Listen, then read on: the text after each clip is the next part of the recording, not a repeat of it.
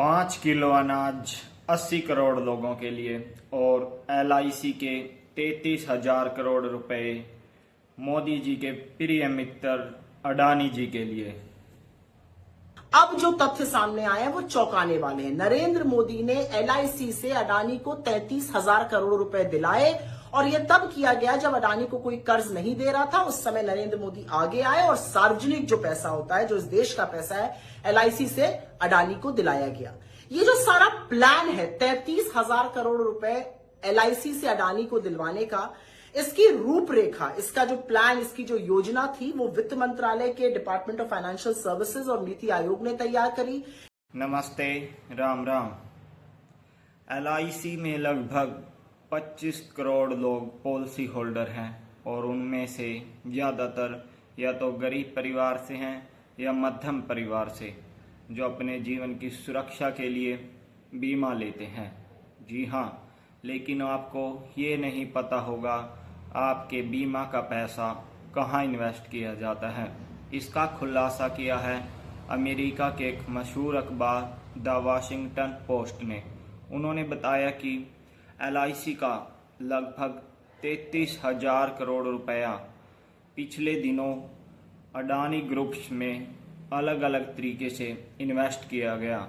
उन्होंने अपनी इस रिपोर्ट में कहा लगभग 28,000 करोड़ रुपए अडानी के अलग अलग बॉन्ड्स में इन्वेस्ट किए गए, तो वहीं बचे हुए 4,000 करोड़ रुपए और उससे ज़्यादा जो पैसा था वो अडानी के शेयर्स में डायरेक्टली इन्वेस्ट किया गया। जी हाँ, पैसा भारतीयों का, लेकिन उससे व्यापार करेंगे गौतम अडानी।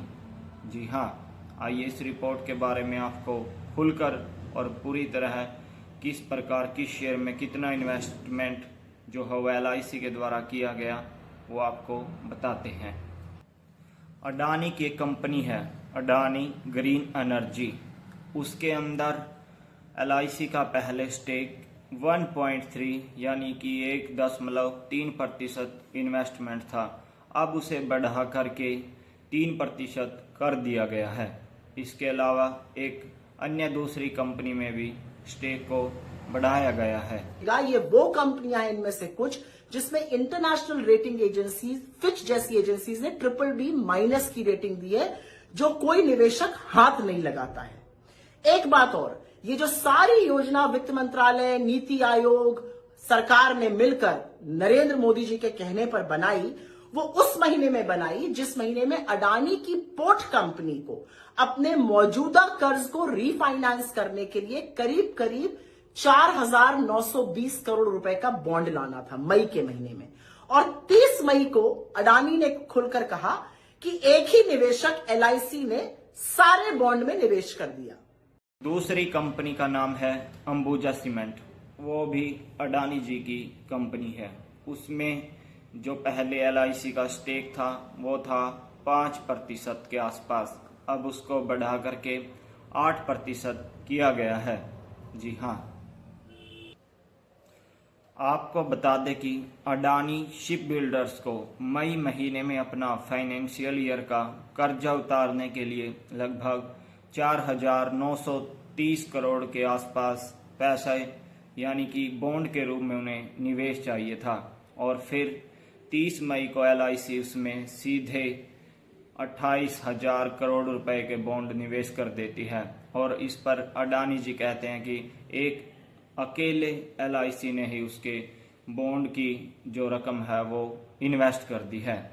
तो ये कहीं ना कहीं एक सोची समझी साजिश के तहत अडानी के व्यापार को आगे बढ़ाने के लिए क्या किया गया है।